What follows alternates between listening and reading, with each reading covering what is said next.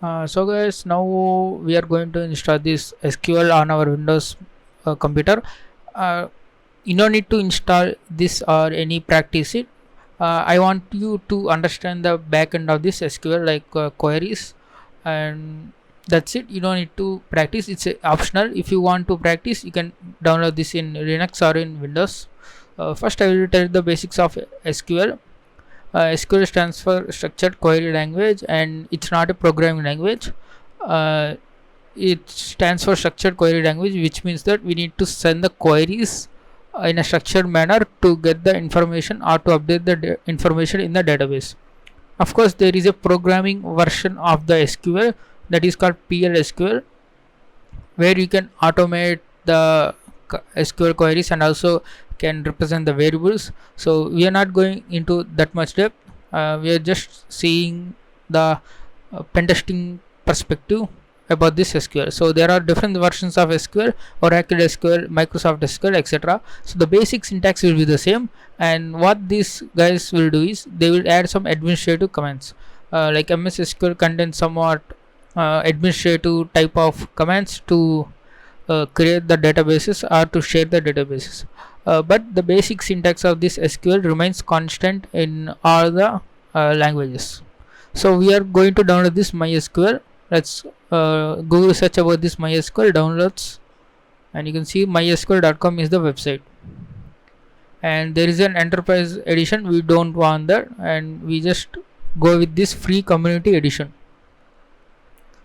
And you can see there are some of these community servers and workbench. First we are going to install this community server, and we are going to install this workbench, or else we can use this Microsoft MySQL installer to install both of these softwares. So let's click on this. So this community server will start a server of this MySQL, and using this workbench we will connect to this server, and we can operate on the database. This workbench is a graphical user interface, and this MySQL shell is command line based. Now click on this installer for Windows, and you can see there are two versions, 32-bit only, but this is a web installer and this is the offline installer. So always prefer the offline installer. Click on download. So you can, it's asking for login and sign up. You can just click this no thanks, just start my download and save it to any folder you want.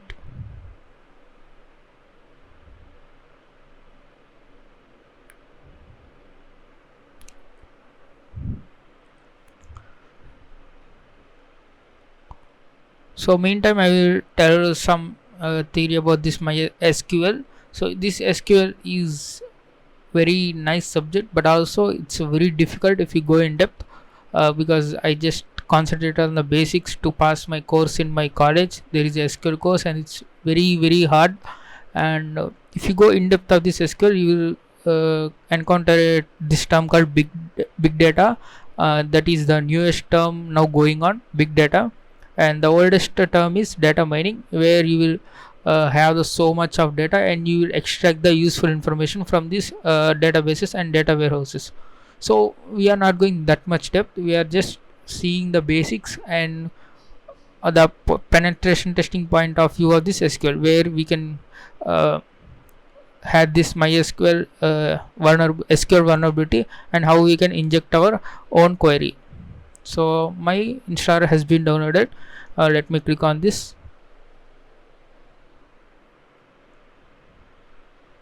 So run this file.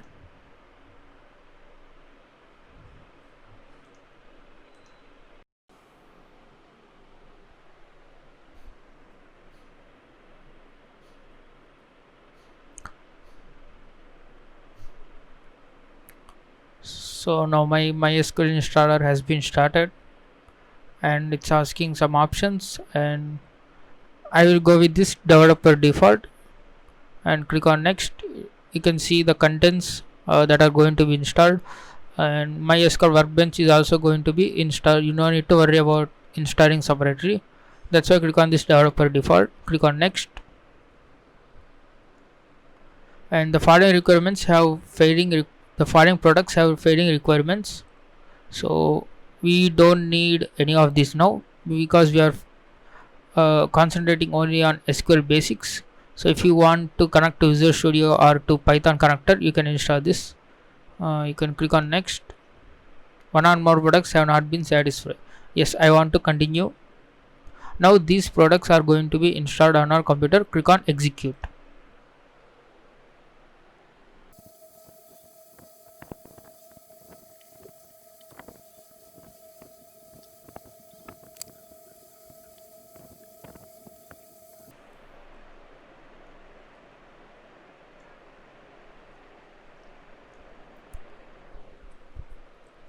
So all the components of this MySQL has been installed. You can see the green tick mark here, and it has installed the server, workbench, shell, and connectors to the Java and C++ program.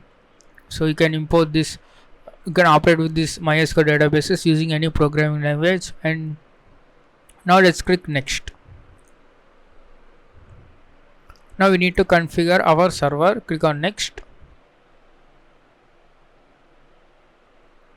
So we need to leave it as the default standard MySQL server and click on next. And you can see, you can set this as a development computer and click on next.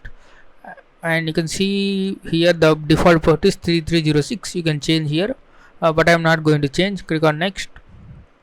And now we are going to set the password for this authentication. Click on next, and you need to set the root password.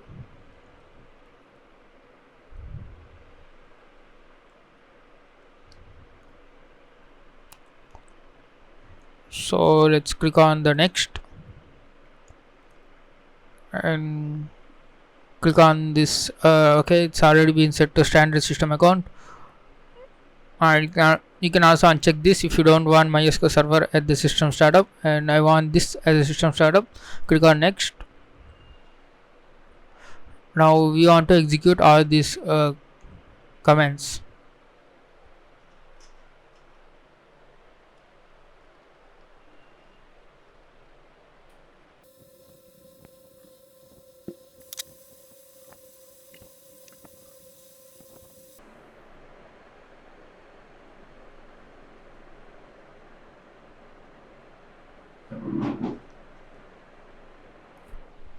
Alright, the configuration has been set. It has set some firewall rules and initializing database, and the server has been started. Now click on finish and click on next and click on finish and again next. Okay, now we need to type in the password we have entered before. Let me check this. Okay, connection succeeded. Fine, that's fine. The default username is root and the password is what you have entered before in the credential storage box. You can click on next now. Now click on execute.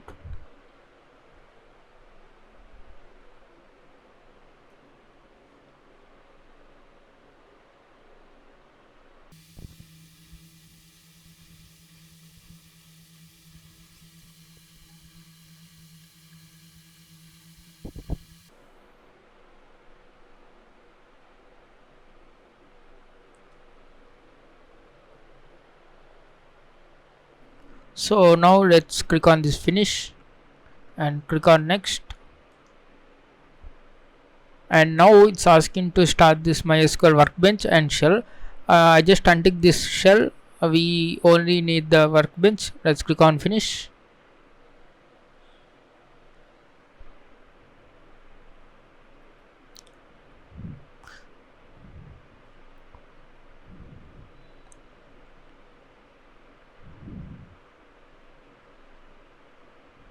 So as you can see, my SQL workbench has been started. You can see there is already a connection. Now let me delete this. Delete connection, delete, and now let's add a new connection. Click on this plus icon and give this connection a name. Let's say local MySQL. Sorry, MySQL MySQL server, right? And this is my IP address, localhost, and the port 3306, and username is root. If you have added the another username, you need to put that username here and click on the store in vault. So if you enter the password, it will be permanently stored in the vault. Type in the password and click on OK. I think I have entered the correct. Now click on this test connection before OK. This is a very important step, because if you click OK, then you need to test this again. But it's better practice to test this connection now. And you can see successfully made the SQL connection. Click on OK, and now click on OK. Now double click on this.